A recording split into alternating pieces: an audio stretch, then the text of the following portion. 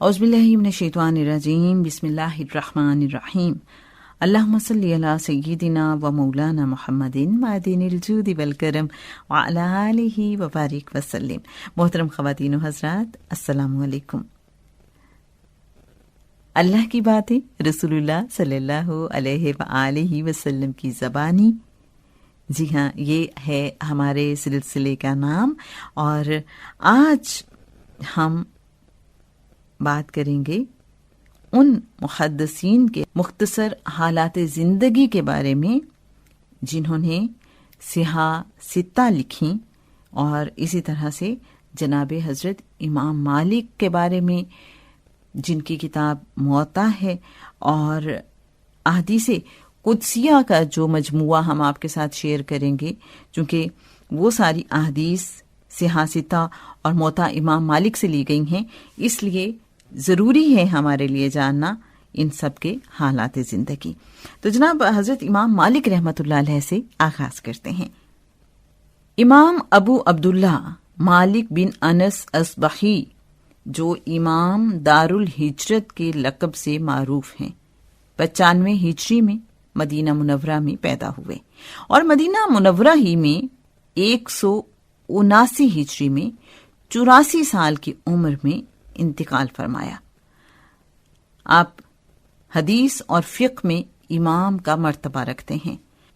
آپ کے شاگردوں میں امام شافعی رحمۃ اللہ علیہ جیسے جلیل القدر امام شامل ہیں۔ جب ہم مالکی فقہ کی بات کرتے ہیں تو اس کی نسبت جناب امام مالک ہی کی طرف ہے، اور بہت سے اہل علم جناب امام مالک کی کتاب موطا کو حدیث کی سب سے مستند کتاب مانتے ہیں۔ ترمذی میں حضرت ابو ہریرہ رضی اللہ تعالی عنہ سے روایت ہے کہ رسول اللہ صلی اللہ علیہ وآلہ وسلم نے فرمایا، قریب ہے کہ لوگ علم کی طلب میں دور دراز کے سفر طے کریں اور انہیں مدینہ کے عالم سے بڑا کوئی عالم نہ ملے۔ علماء نے اس حدیث کا مصداق امام مالک رحمۃ اللہ علیہ کو قرار دیا ہے۔ امام مالک رحمۃ اللہ علیہ علم کی حد درجہ تعظیم کیا کرتے تھے۔ آپ جب حدیث بیان کرنے کا ارادہ کرتے تو وضو کرتے اور نہایت پروقار انداز میں بیٹھتے، خوشبو بھی لگا لیتے۔ حضرت امام مالک رحمۃ اللہ علیہ کی شخصیت بہت ہی باروب تھی۔ یحییٰ بن سعید قطان کہتے ہیں کہ لوگوں میں مالک رحمۃ اللہ علیہ سے زیادہ حدیث کا صحیح علم کسی کے پاس نہیں۔ امام شافعی رحمۃ اللہ علیہ کہتے ہیں کہ جب علماء کا ذکر کیا جائے تو امام مالک کی حیثیت ستارے کی ہوگی۔ حضرت امام مالک رحمۃ اللہ علیہ کے استغنا اور استقامت کی اگر ہم محترم سامعین بات کریں تو ان کا استغنا اور استقامت اس طرح کا تھا کہ جبری طلاق کے باطل ہونے کے بارے میں حدیث بیان کرنے پر عباسی خلیفہ منصور نے آپ پر پابندی لگا دی، لیکن اس کے باوجود آپ نے خاموشی اختیار نہیں کی اور برسر عام کہتے رہے کہ مجبور کی طلاق واقع نہیں ہوتی۔ خلیفہ منصور نے آپ کو کوڑے لگوائے، لیکن آپ کوڑے کھا کھا کر بھی اعلان حق سے باز نہیں آئے۔ خلیفہ ہارون رشید حج کے لیے گیا تو امام مالک سے موطا سنی اور 3000 دینار پیش کیے اور کہا کہ آپ کو ہمارے ساتھ چلنا چاہیے۔ میرا ارادہ ہے کہ میں لوگوں کو پابند کر دوں کہ وہ صرف موطا پر عمل کریں۔ حضرت امام مالک رحمۃ اللہ علیہ نے فرمایا کہ لوگوں کو صرف موطا پر عمل کرنے کا پابند بنانا مناسب نہیں، کیونکہ رسول اللہ صلی اللہ علیہ وآلہ وسلم کے صحابہ آپ صلی اللہ علیہ وآلہ وسلم کے وصال کے بعد مختلف علاقوں میں پھیل گئے تھے۔ اب ہر علاقے والوں کے پاس ان صحابہ کرام کی روایت کی ہوئی حدیثیں موجود ہیں، اور رسول اللہ صلی اللہ علیہ وآلہ وسلم نے فرمایا ہے کہ میری امت کا اختلاف رائے رحمت ہے۔ اب رہی آپ کے ساتھ چلنے کی بات تو میں مدینہ منورہ پر پوری دنیا کو بھی ترجیح نہیں دے سکتا۔ یہ رہے آپ کے دینار، انہیں آپ واپس لے جائیے۔ سامعین محترم، حضرت امام مالک رحمۃ اللہ علیہ کو مدینہ منورہ سے بہت زیادہ محبت تھی، بہت زیادہ مدینہ منورہ کا احترام کرتے تھے، اور احترام کا حال یہ تھا کہ آپ وہاں سواری پر چڑھنا بھی اپنے لیے خلاف ادب سمجھتے تھے۔ اور یہ بھی روایات میں آتا ہے کہ جب آپ مدینہ کی گلیوں میں چلتے تھے تو دیواروں کے ساتھ لگ لگ کے چلتے تھے، صرف اس لیے کہ کہیں میں درمیان میں چلوں گا اور میرے قدم وہاں نہ آ جائیں کہ جہاں سے کبھی نبی کریم صلی اللہ علیہ وآلہ وسلم گزرے ہوں۔ ادب کا یہ عالم تھا، اور دیواروں کے ساتھ ساتھ لگ کے چلنے کی وجہ سے ان کے کندھے اکثر زخمی ہو جاتے تھے، چھلنی ہو جاتے تھے۔ ایسی محبت اور ایسا احترام، تو دیکھیے محترم سامعین، اس محبت، اس احترام کی وجہ سے انہیں پھر مقام اور مرتبہ بھی تو کیا ملا، سبحان اللہ۔ اب ہم حالات زندگی جانتے ہیں جناب امام بخاری رحمۃ اللہ علیہ کے۔ امام ابو عبداللہ محمد بن اسماعیل بن ابراہیم بن مغیرہ بن بروزیہ جعفی بخاری جمعے کے دن 13 شوال 194 ہجری کو پیدا ہوئے، اور 257 ہجری میں 62 سال کی عمر میں عید کی رات میں انتقال فرمایا۔ جناب امام بخاری رحمۃ اللہ علیہ نے حدیث حاصل کرنے کے لیے دور دراز کے سفر کیے اور بہت سے محدثین سے علم حاصل کیا، جن میں امام احمد بن حنبل اور یحییٰ بن معین جیسے جلیل القدر محدثین بھی شامل ہیں۔ آپ سے علم حدیث حاصل کرنے والوں کی بہت بڑی تعداد ہے۔ فیربری کہتے ہیں بخاری کی کتاب 99,000 لوگوں نے سنی۔ امام بخاری رحمۃ اللہ علیہ کہتے ہیں کہ میں نے صحیح بخاری میں 6 لاکھ روایتوں میں سے انتخاب کیا ہے، اور اس میں ہر حدیث لکھنے سے پہلے 2 رکعت نماز پڑھی ہے۔ حضرت امام بخاری رحمۃ اللہ علیہ جب بغداد پہنچے تو وہاں کے حدیث کے علماء نے آپ کا امتحان لینا چاہا۔ میرے محترم سامعین، یہ بڑا انٹرسٹنگ واقعہ ہے، غور سے سنیے گا۔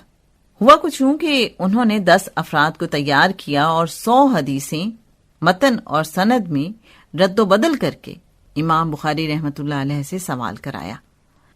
آپ ان میں سے ہر حدیث سن کر یہی کہتے رہے کہ میں نہیں جانتا۔ ان کی ساری حدیثیں سنی اور اس کے بعد ترتیب سے ایک ایک حدیث کا اصل متن اور سند بیان کر دی۔ تب لوگوں کو حضرت امام بخاری کی زبردست قوت حافظہ کا یقین ہو گیا۔ آپ کی کتاب صحیح بخاری کو عام طور پر حدیث کی سب سے مستند کتاب تسلیم کیا جاتا ہے۔ اب جناب ہم مختصر حالات زندگی بیان کریں گے جناب امام مسلم رحمۃ اللہ علیہ کے، جنہوں نے صحیح مسلم لکھی۔ امام ابو الحسین مسلم بن حجاج بن مسلم قشیری نیشاپوری 204 ہجری میں اور ایک روایت کے مطابق 206 ہجری میں پیدا ہوئے، اور رجب 261 ہجری میں 57 سال کی عمر میں انتقال کیا۔ آپ کا شمار انتہائی جلیل القدر محدثین میں ہوتا ہے۔ امام مسلم رحمۃ اللہ علیہ نے علم حدیث کے حصول کے لیے حجاز، عراق اور مصر کے سفر کیے، اور امام احمد بن حنبل اور اسحاق بن راہویہ جیسے جلیل القدر محدثین سے علم حاصل کیا۔ لوگوں نے امام مسلم سے بڑی تعداد میں استفادہ کیا۔ اپنے زمانے میں آپ کا مرتبہ سارے محدثین سے بلند مانا جاتا تھا۔ خطیب بغدادی رحمۃ اللہ علیہ کا قول ہے کہ آپ امام بخاری کے نقش قدم پر چلے۔ امام مسلم کا کہنا ہے کہ انہوں نے 3 لاکھ احادیث میں سے اپنا یہ مجموعہ منتخب کیا ہے۔ حافظ ابو علی نیشاپوری کا قول ہے کہ روئے زمین پر علم حدیث میں صحیح مسلم سے زیادہ صحیح کوئی کتاب نہیں ہے۔ اور جناب اب ہم بات کریں گے جناب امام ابو داؤد کی۔ امام سلیمان بن الاشعث بن اسحاق اسد سجستانی 202 ہجری میں پیدا ہوئے، اور شوال 275 ہجری میں بصرہ میں انتقال ہوا۔ جناب امام ابو داؤد رحمۃ اللہ علیہ نے علم حاصل کرنے کے لیے بہت سے سفر کیے اور عراق، شام، مصر اور خراسان کے علماء سے حدیثیں سیکھیں۔ آپ کے اساتذہ میں امام احمد بن حنبل رحمۃ اللہ علیہ اور قتیبہ بن سعید جیسے جلیل القدر محدثین شامل ہیں۔ امام ابو داؤد کے بہت سے شاگرد تھے، جن میں امام نسائی خاص طور پر قابل ذکر ہیں۔ آپ نے بہت سی کتابیں لکھی، سب سے مشہور جی ہاں سنن ابی داؤد ہے، جسے جناب امام ابو داؤد رحمۃ اللہ علیہ نے جب امام احمد بن حنبل رحمۃ اللہ علیہ کے سامنے پیش کیا تو امام احمد بن حنبل رحمۃ اللہ علیہ نے اس کی بہت تعریف کی تھی۔ امام ابو داؤد کا کہنا ہے کہ میں نے رسول اللہ صلی اللہ علیہ وآلہ وسلم کی 5 لاکھ حدیثیں نقل کی تھیں، اور ان 5 لاکھ حدیثوں میں سے صرف 4800 حدیثیں منتخب کی اور یہ کتاب مرتب کی، سنن ابی داؤد۔ میرے محترم سامعین، امام ابو داؤد علم اور زہد و تقوی کے بہت اونچے مرتبے پر فائز تھے۔ خطابی کا قول ہے کہ علم دین میں سنن ابی داؤد جیسی کوئی کتاب نہیں لکھی گئی اور اسے قبول عام حاصل ہوا۔ ابن عرابی کا کہنا ہے کہ اگر کسی شخص کے پاس قرآن کریم کے علاوہ صرف یہ کتاب یعنی سنن ابی داؤد ہو تو اسے پھر کسی اور کتاب کی ضرورت باقی نہیں رہے گی۔ ابراہیم حربی کہتے ہیں کہ جب امام ابو داؤد نے یہ کتاب مرتب کی تو حدیث ان کے لیے اسی طرح نرم کر دی گئی تھی جیسے حضرت داؤد علیہ السلام کے لیے لوہا نرم کر دیا گیا تھا۔ اور میرے محترم سامعین، 5ویں نمبر پر ہم ذکر کر رہے ہیں جناب امام ترمذی رحمۃ اللہ علیہ کا۔ ان کا اصل نام ہے جی امام ابو عیسیٰ محمد بن عیسیٰ بن سورہ ترمذی۔ آپ 200 سنہ ہجری میں پیدا ہوئے اور 13 رجب 279 ہجری میں ترمذ میں انتقال فرمایا۔ جناب امام ترمذی رحمۃ اللہ علیہ کا شمار محدثین عظام میں ہوتا ہے۔